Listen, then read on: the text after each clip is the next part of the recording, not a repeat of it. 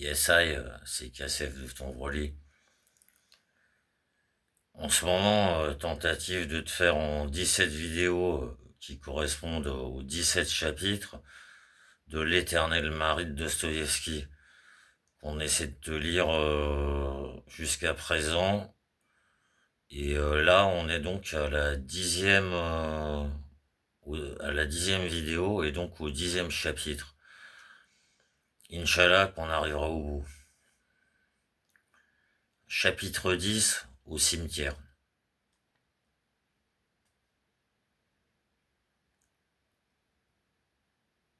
Les craintes du docteur se confirmèrent, et l'état de Lisa empira brusquement. Elle se sentit si mal que la veille encore, ni Velchaninov, ni Klavdia Petrovna n'auraient pu se l'imaginer. Velchaninov trouva la malade encore consciente, même si elle brûlait de fièvre.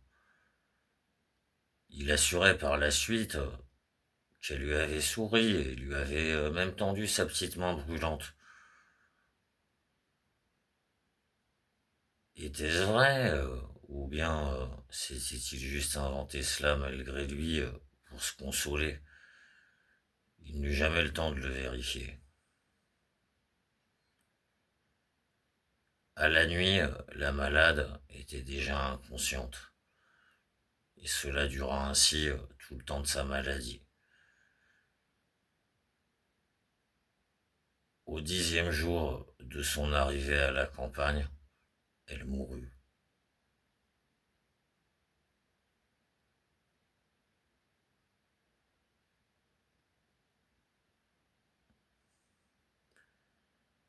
Ce fut un temps de deuil pour Velchaninov.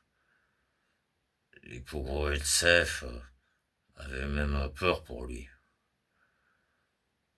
La majeure partie de ses jours pesants, il la passa chez eux. Pendant les tout derniers jours de la maladie de Lisa, il restait seul pendant des heures entières, quelque part dans un coin, et à l'évidence, il ne pensait à rien. Klavdia Petrovna venait le distraire, mais il répondait peu, oppressé visiblement, parfois, par le fait même de lui parler. Klavdia Petrovna ne s'attendait même pas à ce que tout cela lui fasse une impression pareille. C'était surtout les enfants qui le distrayaient. Parfois même, il riait avec eux. Mais à chaque heure ou presque, il se levait et sur la pointe des pieds allait regarder la malade. Parfois, il lui semblait qu'elle le reconnaissait. Il n'avait pas le moindre espoir de guérison, pas plus que tous les autres. Mais il ne s'éloignait pas de la chambre dans laquelle Lisa agonisait, et se trouvait en général dans la chambre d'à côté.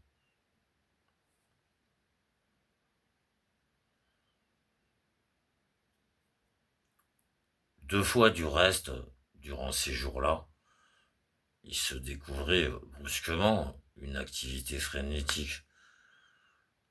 Brusquement, il se levait, se précipitait à Pétersbourg chez des docteurs, invitait les médecins les plus célèbres et organisait des conseils. Le deuxième et dernier conseil eut lieu la veille de la mort de la malade.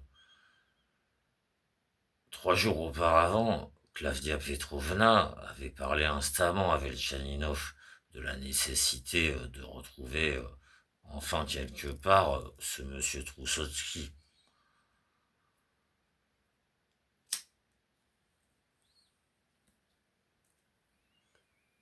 En cas de malheur, ce n'est pas possible d'enterrer Lisa sans lui. Velchaninov avait marmonné qu'il allait lui écrire. Alors le vieux Pogoreltsev lui avait déclaré qu'il le retrouverait lui-même par la police. Velchaninov écrivit enfin une lettre de 2 lignes et la lui amena à l'hôtel Pokrovski. Pavel Pavlovitch, comme à son habitude, n'était pas là. Il confia la lettre à Maria Sisoyevna pour qu'elle la lui transmette.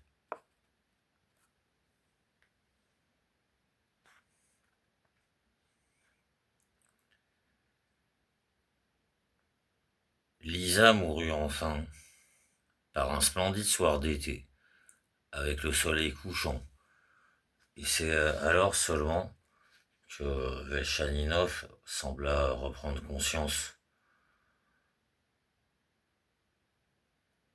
Quand on eut fait la toilette de la malade, la revêtant de la jolie robe blanche de l'une des filles de Klavdia Petrovna, et qu'on lui a allongé dans la salle, sur la table, avec des fleurs dans ses mains jointes, il vint vers Klavdia Petrovna et, les yeux étincelants, lui déclara qu'il ramènerait l'assassin séance tenante. Sans écouter les conseils d'attendre jusqu'au lendemain, il partit tout de suite pour la ville.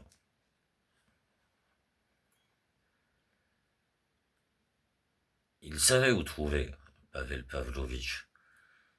Il n'allait pas à Pétersbourg seulement pour chercher des docteurs. Parfois, au cours de ces jours-là, il lui avait semblé que s'il avait ramené son père à Lisa pendant son agonie, elle, en entendant sa voix, elle se serait réveillée. Alors, comme un désespéré, il s'est lancé à sa recherche. Pavel Pavlovitch habitait comme avant dans les meublés, mais il était inutile de le chercher dans ses meublés. Il rentre pas de la nuit à 3 jours de rang, rapportait Maria Sisionovna, et quand il vient, n'importe quand, sous, il reste pas 1 heure, il s'en repart encore, il est complètement ailleurs. Le valet de l'hôtel Pokrovski indigna avec Tchaninov, entre autres, que Pavel Pavlovitch, depuis déjà quelque temps, rendait visite à certaines filles, avenue Vosnensky. Velchaninov retrouva immédiatement les filles en question. Couvertes de cadeaux et de douceur, ces personnes se souvinrent tout de suite de leurs clients, surtout du crêpe à son chapeau, et l'injurièrent sur le champ, bien sûr, parce qu'il ne venait plus.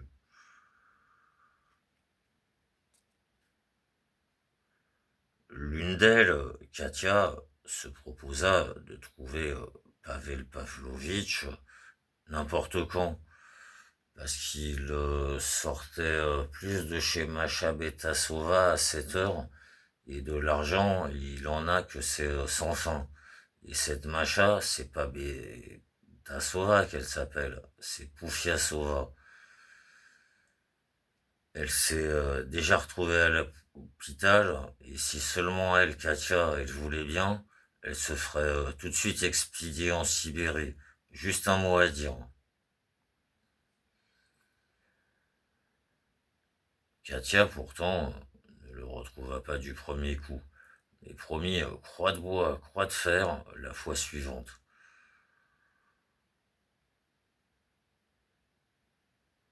C'est surtout en son aide que Velchaninov plaçait à présent tous ses espoirs.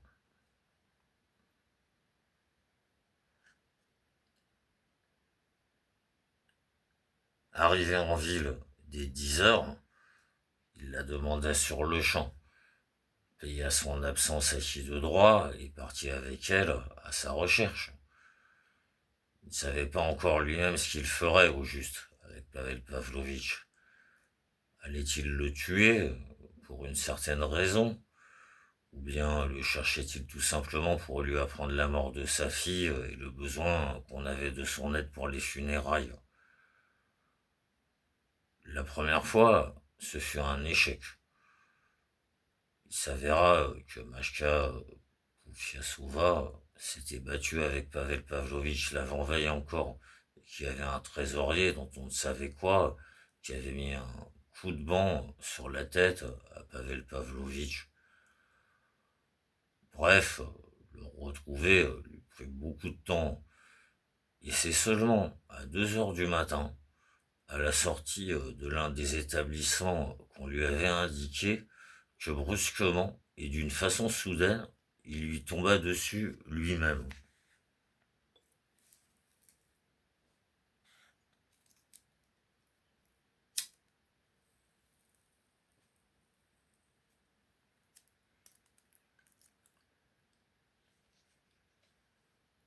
Pavel Pavlovitch était conduit vers cet établissement ivre-mort par deux dames. L'une d'elles le maintenait par le bras, tandis que par derrière, le groupe était accompagné par un prétendant costaud et agité qui criait à tue-tête et menaçait affreusement Pavel Pavlovitch, dont on ne savait trop quelles horreurs. L'homme criait entre autres que celui-ci l'avait exploité et lui avait empoisonné la vie. Il s'agissait sans doute d'argent. Les dames avaient très peur et elles pressaient le pas. Apercevant Velchaninov, Pavel Pavlovitch courut vers lui, les bras grands ouverts, et se mit à crier, comme si on l'assassinait. Vieux frère, au secours! À la vue de la silhouette athlétique de Velchaninov, le prétendant prit tout de suite la tangente. Pavel Pavlovitch, triomphant, lui montra le poing et hurla en signe de victoire. C'est alors que Velchaninov le saisit furieusement par les épaules et, sans savoir pourquoi lui-même, se mit à le secouer par les deux bras, si fort que ses dents claquaient. Pavel Pavlovitch cessa de crier tout de suite, posant un regard de frayeur ivre et berlué sur son bourreau. Sans savoir visiblement ce qu'il devait faire de lui, Velchaninov le courba de toutes ses forces et le fit asseoir sur une borne du trottoir.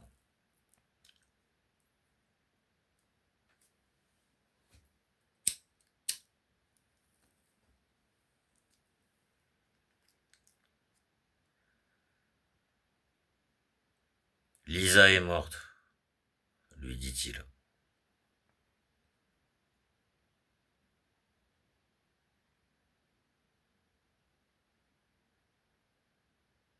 Pavel Pavlovitch, qui ne le quittait toujours pas des yeux, restait assis sur sa borne, soutenu par l'une des dames. Il comprit enfin, et ce fut comme si son visage s'affaissait brusquement. Morte, chuchota-t-il d'une voix comme bizarre. Était-ce un ricanement d'ivrogne qu'il fit de son affreux et long sourire, ou quelque chose se déforma-t-il dans son visage? Velchaninov fut incapable de le dire, mais un instant plus tard, Pavel Pavlovitch leva sa main droite tremblante pour se signer. Le signe du croix du reste, pardon, le signe de croix du reste ne se forma pas, et la main tremblante retomba.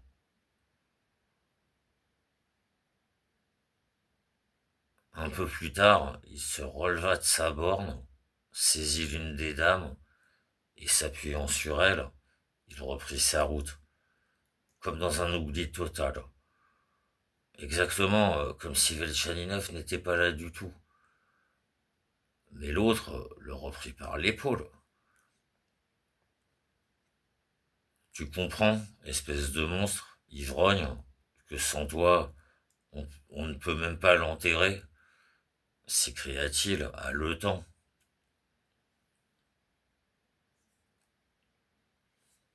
L'autre tourna la tête vers lui.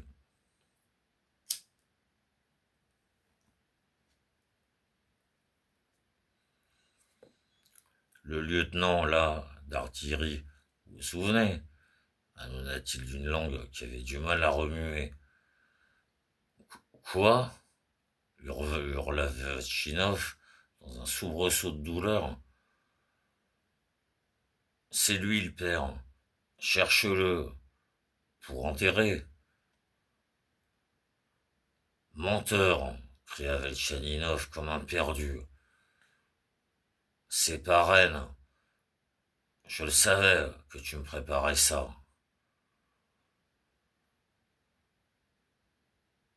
Oubliant tout au monde, il dressa son poing terrible au-dessus de la tête de Pavel Pavlovitch. Encore une seconde, et peut-être l'aurait-il tué d'un seul coup. Les dames poussèrent un cri et bondirent au loin. Mais Pavel Pavlovitch ne cligna même pas des yeux. Une sorte d'hébétude, de rage la plus animale, lui déformait tout le visage. Et tu connais, prononça-t-il d'une voix beaucoup plus ferme, presque pas sourde, ce qu'on appelle en Russie notre... et il déclama la grossièreté la plus impossible dans un livre. Vas-y voir si j'y suis. Ensuite de quoi, avec force, il se libéra d'entre les mains de Velchaninov, fit un écart et faillit tomber. Les dames le rattrapèrent, et cette fois elles se mirent à courir, glapissant et traînant presque Pavel Pavlovitch derrière elles.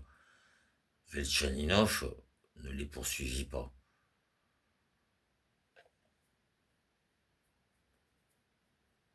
Le lendemain, à 1 heure de l'après-midi, les Pogoreltsev reçurent la visite d'un fonctionnaire tout à fait comme il faut, d'âge moyen, en uniforme, et qui remit poliment à Klavdia Petrovna un paquet adressé à son nom de la part de Pavel Pavlovitch Roussevski. Dans ce paquet, on trouva une lettre avec la somme de 300 roubles et les attestations indispensables pour Lisa. Pavel Pavlovitch écrivait en termes brefs, mais d'un respect total et tout à fait courtois. Il remerciait particulièrement son Excellence Klavdia Petrovna de sa bienfaisante compassion envers l'orpheline, envers laquelle seul Dieu pouvait la remercier. Il écrivait d'une façon peu claire qu'une santé particulièrement défaillante ne lui permettrait pas d'enterrer lui-même sa fille tendrement aimée et malheureuse, et qu'il mettait tous ses espoirs dans l'angélique bonté de l'âme de son Excellence. Les 300 roubles, quant à eux, étaient destinés, comme il l'expliquait ensuite dans sa lettre, à l'enterrement et en général à toutes les dépenses causées par la maladie.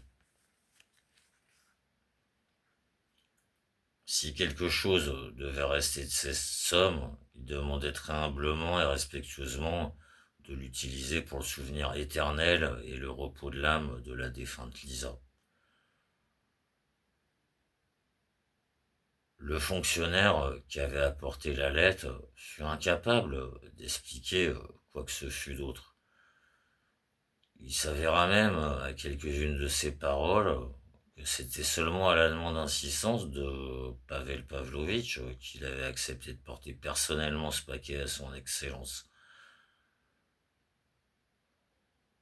Pogoreltsev se sentit presque offensé par l'expression les dépenses causées par la maladie et décida, après avoir laissé 50 roubles pour les funérailles, puisqu'il était quand même impossible d'empêcher un père d'enterrer sa fille, de renvoyer séance tenante les 250 roubles restants à M. Trotsky. Klavdia Petrovna décida définitivement de renvoyer non pas les 250 roubles, mais un reçu de l'église du cimetière pour le montant de cette somme consacrée au souvenir éternel de l'âme de la défunte enfant Elisaveta.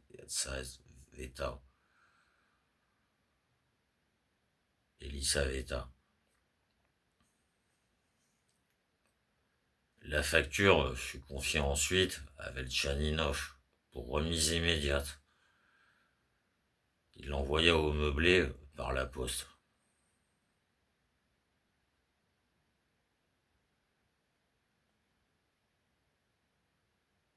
Après les funérailles, il disparut de la maison de campagne. De longues semaines durant, il ira dans la ville, sans le moindre but, et se cognant aux gens, tant il était pensif. Parfois aussi, il restait couché pendant de longues journées, étendu chez lui sur son divan, oubliant les choses les plus ordinaires. Les Pogoreltsev l'envoyèrent souvent chercher pour l'inviter. Il promettait et oubliait aussitôt. Claudia Petrovna vint même le voir elle-même, mais ne le trouva pas chez lui.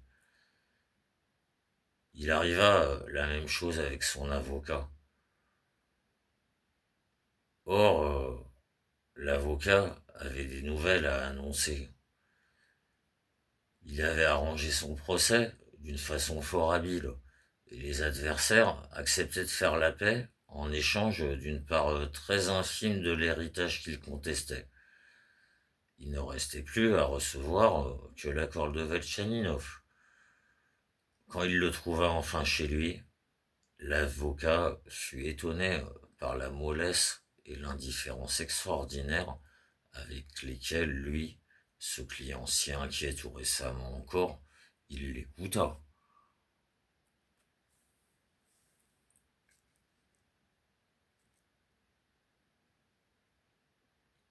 Vinrent les journées les plus chaudes de juillet, mais Velchaninov oubliait même le temps.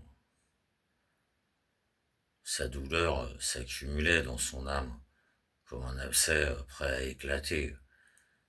Elle s'était éclaircie minute après minute dans sa pensée consciente et torturante. La souffrance essentielle consistait en ceci, que Lisa n'avait pas eu le temps de le connaître et était morte sans savoir à quel point il l'aimait d'une façon torturante. Tout le but de sa vie, qui avait fusé devant lui dans une lumière si joyeuse, s'était brusquement englouti dans des ténèbres éternelles.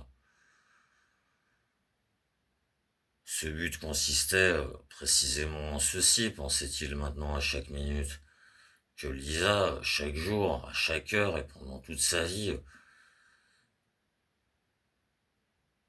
ressente toujours l'amour qu'il éprouvait pour elle. Il ne peut y avoir de but plus haut chez personne sur Terre. C'est impossible qu'il y en ait, se disait-il parfois dans son exaltation noire. Et s'il peut y avoir d'autres buts, aucun but ne peut être plus sacré que celui-là. L'amour de Lisa, rêvait-il, aurait purifié et racheté toute la puanteur, toute l'oisiveté de ma vie d'avant. Au lieu de moi, oisif, perverti, déjà vieux, j'aurais fait croître pour la vie une créature pure et splendide. Et pour cette créature, tout m'aurait été pardonné. Et moi-même, je me serais tout pardonné.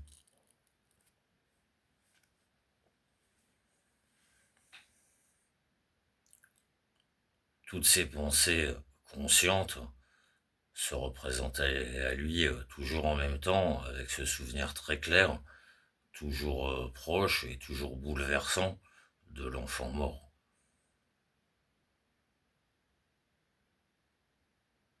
Il se recréait son petit visage pâle, se ressouvenait de chacune de ses expressions.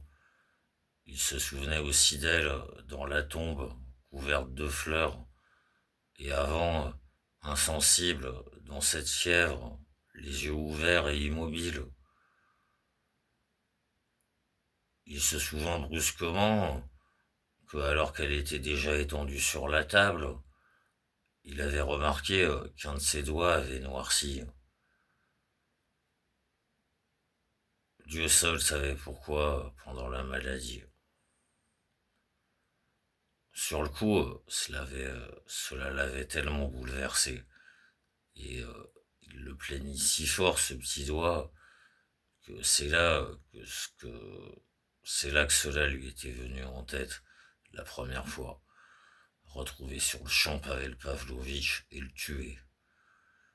Alors que jusqu'à ce moment-là, il avait été comme insensible.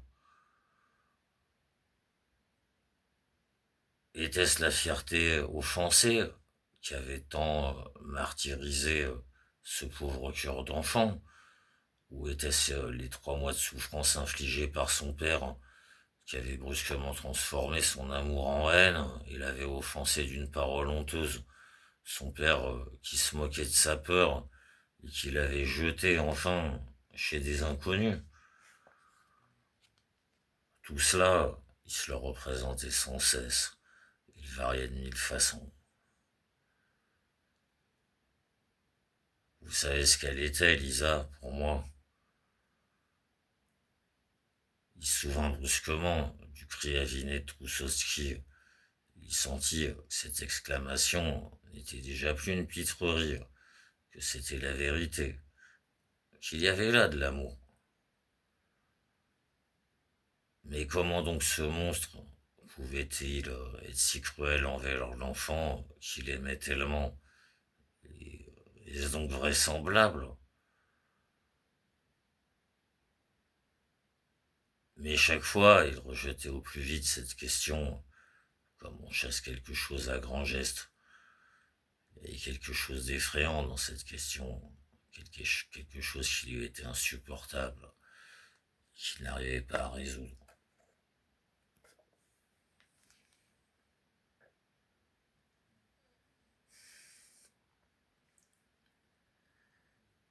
Un jour, et sans se souvenir, ou presque, de comment il était arrivé là, il arriva au cimetière dans lequel on avait enterré Lisa et retrouva sa tombe. Pas une seule, pas une seule fois depuis l'enterrement, il n'était retourné au cimetière. Il lui avait toujours semblé que ce serait vraiment une torture trop grande. Il n'osait pas y aller. Mais étrangement, quand il s'inclina sur sa tombe et qu'il y posa un baiser, brusquement, il sentit une douceur l'envahir.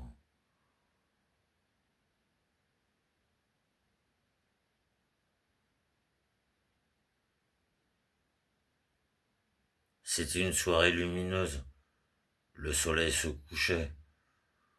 Autour, auprès des tombes, poussait une herbe verte, pleine de sève. Tout près, dans un buisson d'aubépine, une abeille bourdonnait. Les fleurs et les couronnes, laissées sur la tombe de Lisa après les funérailles par les enfants et par Klavdia Petrovna, étaient toujours là, les pétales à moitié tombés. C'eut même une espèce d'espoir qui, pour la première fois depuis si longtemps, lui rafraîchit le cœur.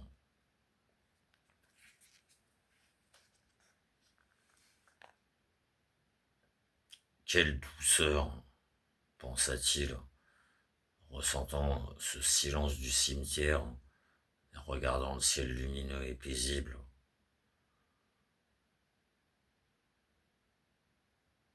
L'afflux d'une sorte de foi pure et sereine en une espèce de quelque chose, l'afflux d'une sorte de foi pure et sereine en une espèce de quelque chose lui emplit toute l'âme. C'est Lisa qui me l'envoie, c'est elle qui me parle, se sentit-il se dire.